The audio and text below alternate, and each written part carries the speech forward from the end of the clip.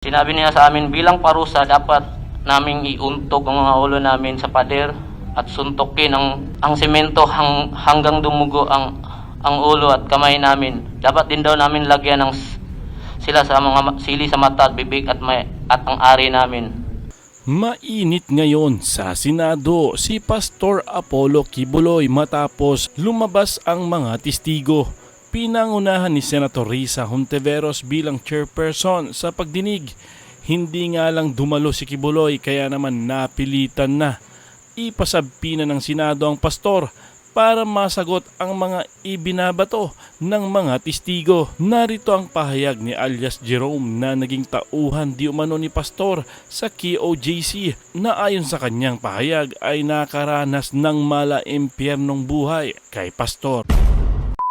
Ako po si alias Jerome. Nanumpa po sa batas na malayang nagsasalaysay sa buong katotohanan at sumunod.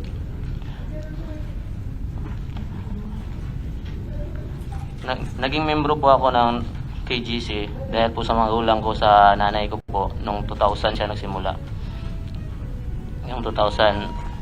Tapos po ako po ay nakasama sa KGC dahil sabi ng nanay ko magsamba daw sa KGC. Nung nagsimula po ako bilang po isang children's, yung bata pa lang po ako, 12 years old pa lang po ako, doon po sa amin pinabibinta na po na ako ng putumaya, pastillas, at saka doon sa mall, cheese stick, sa mga mall, sa lahat na pinapaaral po nila ako ng elementary, kaso bawal po ako pumasok sa paaralan pag hindi pa ako naglalampaso, nagbibinta ng putumaya tuwing umaga.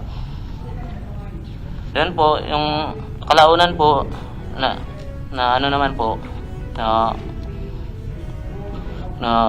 nagandahan naman ako sa sistema kasi para malayo naman ako sa yung parang yung mga bisyo. Tapos po dinala po ako sa as a part-time worker doon sa Cagayan de Oro noong 2002. Then sumali po ako sa youth camp doon sa Davao International Youth Congress. Hindi pa po ako pumalik po ako dito, tapos nag-decide po ako na mag full-time worker sa KGC noong 2004. Inikayat po ako na mag full-time ng Kingdom of Jesus Christ dahil mahilig po ako sa musika, sa sports. Sinabihan ako na ma-develop ko daw ang kakayanan ko sa pag full-time worker.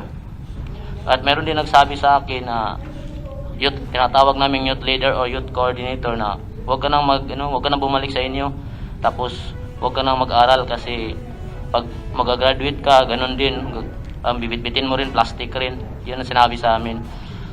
Nung pumayag po ako, dinala po ako sa mansion ni Pastor sa Barangay Saoyo, Novaliches, Quezon City. Yun sinabi ni Miss Amanda doon sa Mozart Street. Compound doon na nakatira sa mga full-time, katabi nito sa mansion ni Pastor at sa transmitter is Iminay. Pinatigil po ako mag-aral at dahil bata pa po ako, pinagbinta po ako ng kutsinta, pinagsolicit at pinagsolicit po ako dito sa buong Kamaynalaan. Since ang edad ko po noon mga 14. Tapos po nung lahat ng mall dito sa lahat ng mga mall dito sa Maynila, naikot ko na po at sa buong Luzon, lahat ng mga mall dito. Yun po, kami po yung umaakyat sa bus, nagsusolicit, umaakyat sa jeep, nagbibigay ng mga liter, sinasabi na estudyante daw po kami, pero hindi kami totoong estudyante. Lahat po mga ID ginagamit po namin, puro piki. Ginagawan po kami ng mga piki, ng mga ID, piki ng mga student. Tapos po, tuwing December, gumagawa din sila ng mga piki ng mga association. Marami pong association, 7 association nata yun. Natatandaan ko po mga association, Alay sa May Kapansanan Association, Pag-asa ng Buhay, Pagdamay sa Dukha, Psalms of David Orchestra, tapos Silencio Foundation, Achievers, meron pang yung mas marami pa na ginagawa nila. Tapos student, mas marami pa sila mga association na ginagawa kahit piki.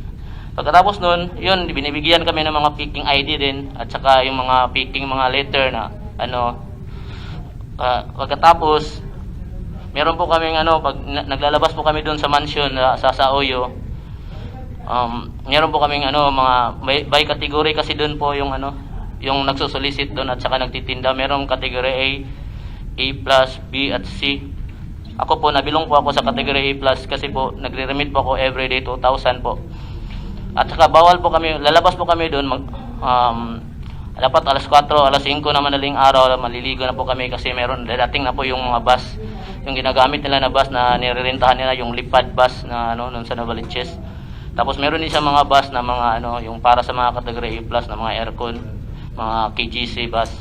Tapos doon po kami sumasakay yung mga category A plus kasi malaki daw ang income namin.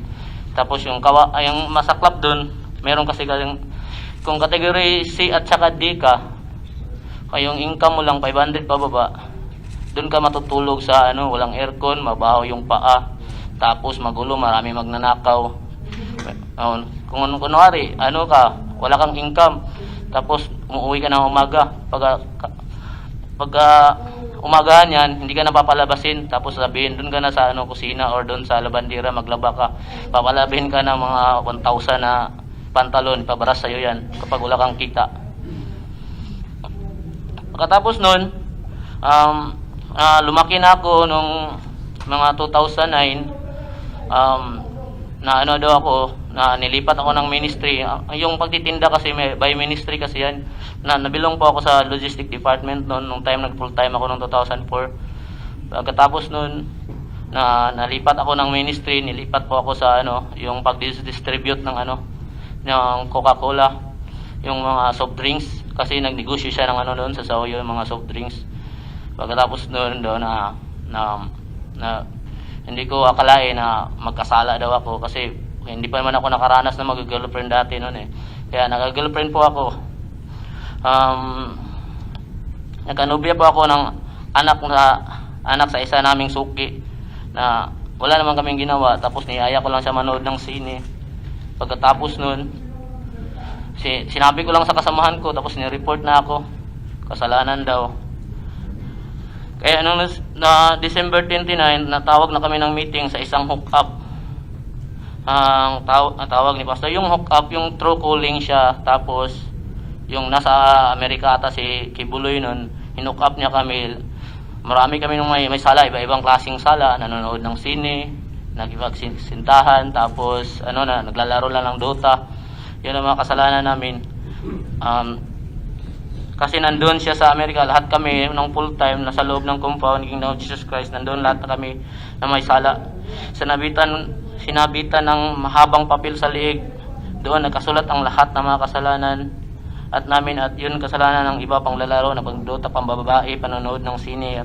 Pinatayo kami sa harapan. Bawal kasi sa aming mga full time na maglaro ng computer, tumanggap ng tip, manonood ng sine, makihalubilo sa mga hindi namin kapwa membro The Kingdom of Jesus Christ. Dapat kasi buong pagkatao namin ialay namin kay pastor. Once na mag full time ka, mag fill up ka, bawal ka na po tumawag sa mga pamilya nyo. Lalo na pag yung pamilya mo hindi member, hindi full time worker, bawal ka talaga tumawag niyan. Dapat lahat ng buong pagkatao mo ialay mo sa kanya.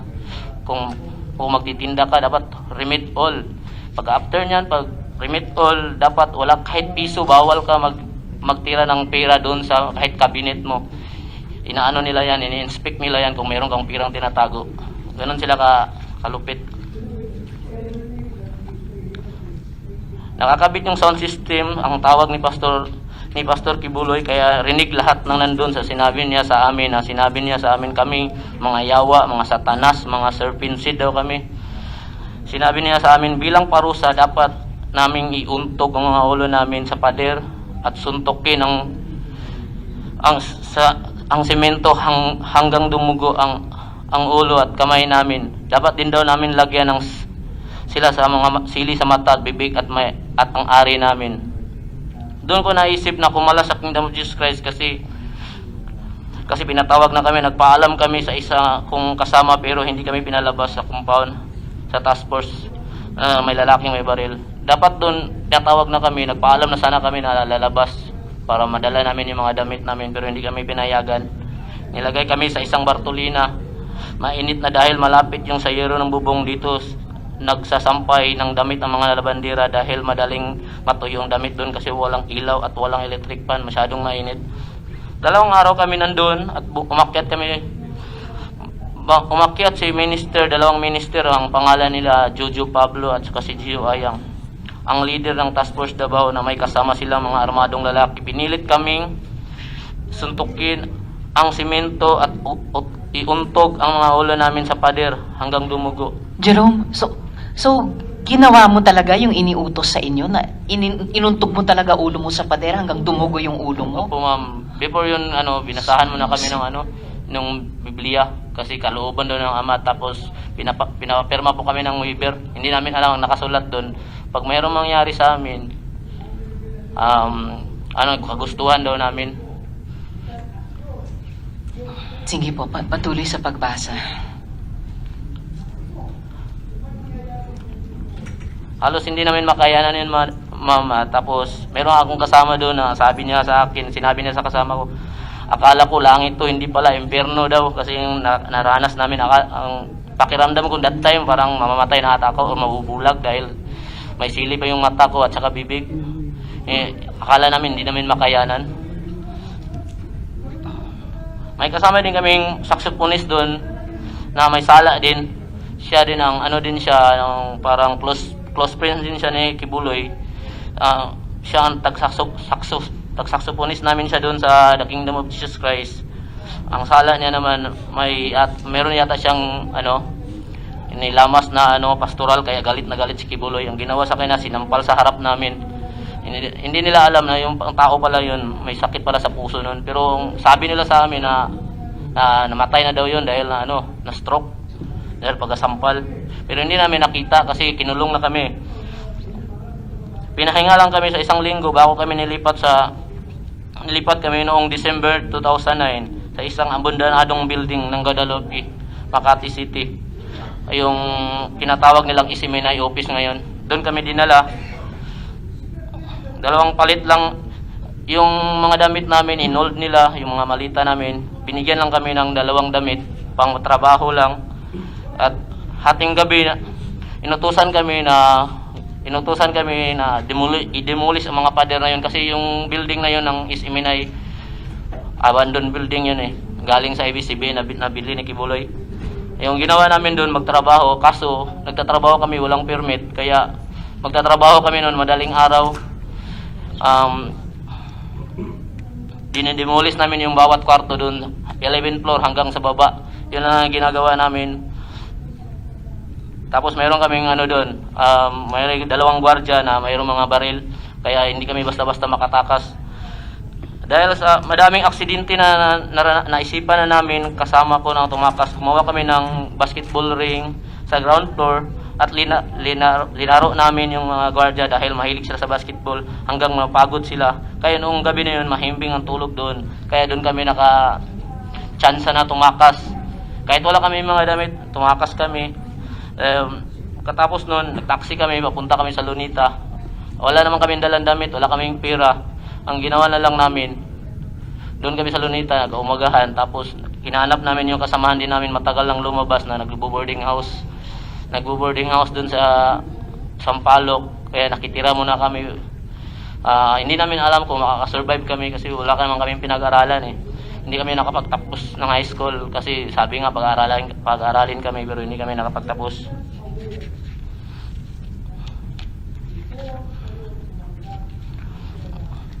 Pagkatapos ng hindi namin alam kung anong gagawin namin, Madam Chair, na kung ano nang gagawin sa buhay namin. Hindi kami makapagtrabaho ng maayos. Kaya naisipan namin na yung ginagawa namin sa loob dati sa KGC na magtitinda, ginawa na lang namin din magtitinda para mabuhay lang, makapag-survive sa buhay. Kaya noon, kung nakikita namin yung mga kasamahan namin dun sa loob, pag nakikita kami nagtitinda para sa sarili namin, tinatawag kami serpent seed. Yung serpent seed yan, yawa yan yung yun ang mga words nila, serpent seed. Yun lang, Madam Chair. Salamat. Salamat kaayo sa iyo, Jerome, sa iyong pagsalaysay. may ilan lang akong follow-up questions sa inyo, pero for the record, bago yung follow-up questions, Elias Jerome has submitted an affidavit to the committee with his oath taken before our Senate Committee Secretary. So for the record po yun. For the record, oath taken before the Senate Secretary, Attorney Ray Bantug. So Jerome, follow-up questions sa testimonya mo. Opo. Paano mo nalaman na si Kibuloy mismo ang nagpautos sa pananakit sa inyo? Kaya- Siya ba mismo ang nagsabi Kaya sa nga, pagdinig sinabi mo? ko sa affidavit, Madam Chair, na tumawag siya mismo sa amin. Yan ang tinatawag naming hook up, through calling yun. Tapos kinukunik namin sa sa speaker para lahat kami, mga 2,000 ata kami sa loob ng yung compound. Makakarinig kami lahat, maraming witness. Tapos yun ang sinabi niya, iuntog niyo yung ulo niyo hanggang dumugo. Yun ang sinabi. Akala nga namin hindi yun mangyayari kasi pinapahinga lang kami doon sa kwarto na tinatawag namin Bartolina eh. Kasi kadalasan kasi pag may mga kasalanan ganyan, mga minor kasalanan lang kasi yan doon sa loob eh. Nanliligaw, nagdudota. Ang kadalasang punishment nila yan, pinapalo sa puwet or hindi kaya pinapasting. Hindi pinapakain, gabi lang, tapos tubig at saka lugaw lang. Akala namin yun lang yung punishment namin. Hindi namin akalain na yun pala gagawin sa amin, para kami pumasok sa isang fraternity. Tutorturin ka pala. So torture, parang hazing pala. Oo, parang ganoon palang gagawin sa amin. At 2,000 kayo na nakarinig yon Oo, marami dun po. sa hook-up nung siya ay nasa US. Opo. Okay. At may ebidensya ka pa ba nung pananakit? Yung sa katawan mo mismo halimbawa, may mga bakas pa ba? Ang sa akin, ang ebidensya ko lang po, dito sa kamay, yung pagsusuntok ko sa pader, ito po. Meron pa yung mga mga bigplat, 2. Ito po, ma'am. So sa kaliwang kamao mo, Meron din ako dito sa konti lang, pero hindi ko na ipakita. Tago. Meron ako dito sa ulo, yung paguntog ko sa ulo. so may balat ka pa sa Oo, ulo, may sa balat bumbunan. dito. Kasi dapat pag sinuntok mo yung kamay mo, dapat hindi ka titigil pag hindi dumugo eh. Dapat yung ginagawa ko, kasi pader yun, meron kasing matulis doon, para lang dumugo yung kamay ko, doon ko sinuntok talaga sa matulis. Sa kanto? Para mabilis, opo. Sa kanto, So- at saka yung ulo ko, doon ko inuntog para mabilis lang dumugo. Sa kanto din? Opo, Mo inuntog kanto ang rin ulo po. mo? Oo, kaya nga yung kasamahan ko kasi, yung mga kasamahan ko, 12 kami nun eh, marami. Yung kasamahan ko, untog ng untog, parang may na dito, may sungay na kasi lumaki na yung ulo niya, kakauntog sa yung pader. Hindi God. niya alam kung paano Buti hindi kayo na masugatan. brain damage. Akala nga namin mamatay na kami nun, Madam Chair eh. Sa sili pa lang dun sa ari namin, parang hindi namin makaya. 1 week namin tiniis nun. Parang nilagyan ng lighter yung namin, Oh yung my ari, yung God. itlog namin, parang nilagyan ng lighter sa tiis. Oh my God. So talagang torture. Talagang parang hazing. And yung 2 sugat sa kaliwang kamao mo ay dahil sinuntok mo rin siya dun sa kanto sa hanggang kanto. dumugo talaga Oo, siya. dumugo. Hindi ko kasi napatigil ng 2 taong na yon, si Jojo Pablo at saka Gio Ayang, pag hindi dumugo. Ninonote po namin yung mga pangalan na binabanggit nyo para sa posibleng pag-imbita din sa susunod na pagdinig. At yung 12 na kasama mo nung na-torture, sino-sino po sila? Mga kasamahan ko rin po, pero hindi ko dapat mabanggit yung pangalan eh. Tama. Kilala ko naman yung mga pangalan, pero baka sila natakot kasi sila. Takot din naman ako nung pag-nangyari nun, kaya nanahimik na lang po ako. Kaya nakita ko doon sa sa post niyo sa Facebook na about kang Kibuloy, kaya nanghingi na rin ako ng tulong, mag-testify po ako dito sa Senado. At maraming salamat sa pag-testify mo, Jerome.